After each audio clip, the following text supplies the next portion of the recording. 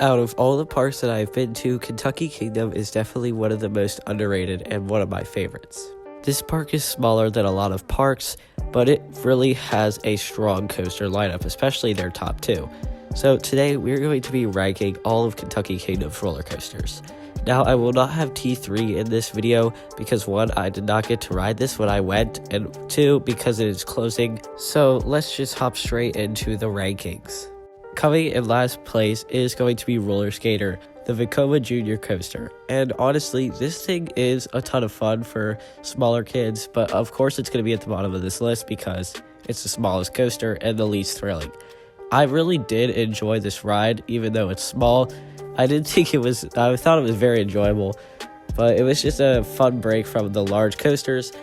And yeah, that's pretty much all I have to say about this ride. Thunder Run is yet another boring din wooden coaster. On my rides last year on this coaster, they were not the greatest, and they were kind of, a little bit, let's just say, unpleasant. I wouldn't say it was rough, but I definitely would say that you kind of got jerked around a little too much.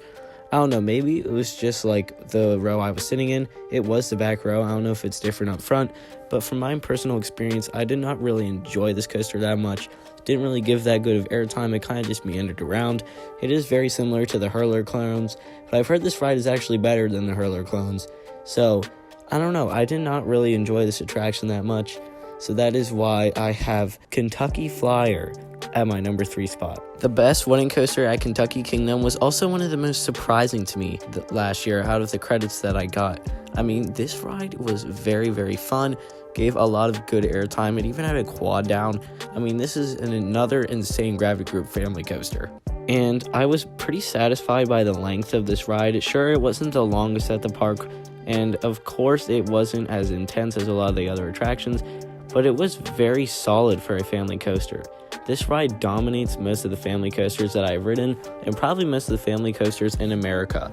I mean, this ride was just unbelievable, very surprising, gave, once again, just a lot of good ejector airtime, just a great family coaster and a great candidate for this number 3 spot. As of now, Lightning Run is the world's only Chance Rides Hyper GTX, and man, I am so surprised we haven't seen more of these because these rides are freaking awesome.